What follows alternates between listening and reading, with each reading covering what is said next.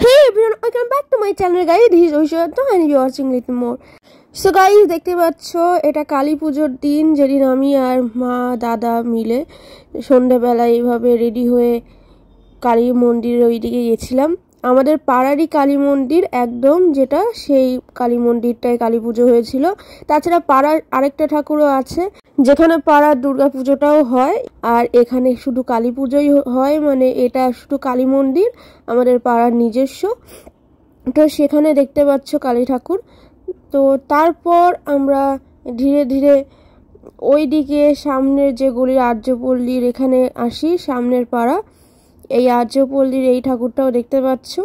তো তারপর আমরা ধীরে ধীরে হাঁটতে হাঁটতে চলে যাই আমাদের পাড়ার যে ঠাকুরটা, যেখানে দুর্গা পুজোও হয়, সেই ঠাকুরের ওখানে। তো চলো গাইস, দেখতে থাকো। তো এবার আমাদের পাড়াটা খুব সুন্দর করে এভাবে সাজিয়েছিল। গাইস দেখতেই পাচ্ছ, দাদা আগে আগে চলছে আর মন্ত্র উচ্চারণ হচ্ছে, একদম বাইরে থেকে শোনাচ্ছিল। এখন এই ভেতরে চলে এলাম, দেখতেই পাচ্ছ এই মন্দিরটা এখন পুজো চলছে।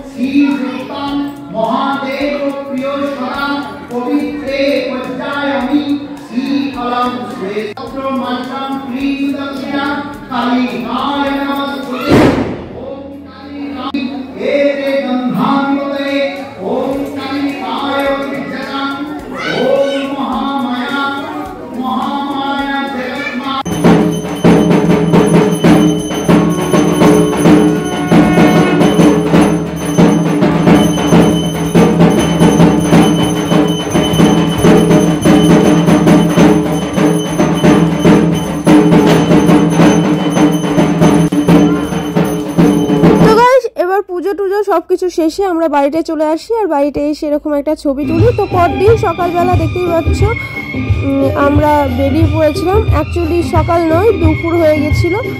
তখন আমরা দেখতে পাচ্ছ একটু পাড়া থেকে দূরের দিকে একটা পাড়ায় গিয়ে এরকম ভিডিও আর কিছু ছবি তুলে সামনে দিয়ে ধীরে ধীরে হাঁটতে হাঁটতে চলে আসতে নিচ্ছিলাম। আর ওখানেই ভাবলাম যে সামনে আরেকটা যে পেট্রোল পাম্পের ওইদিকে ঠাকুর ছিল, ওইদিকে একটু যাওয়া যাক, কিন্তু গিয়ে ওখানে আফসোস কোনো ঠাকুর ছিল না।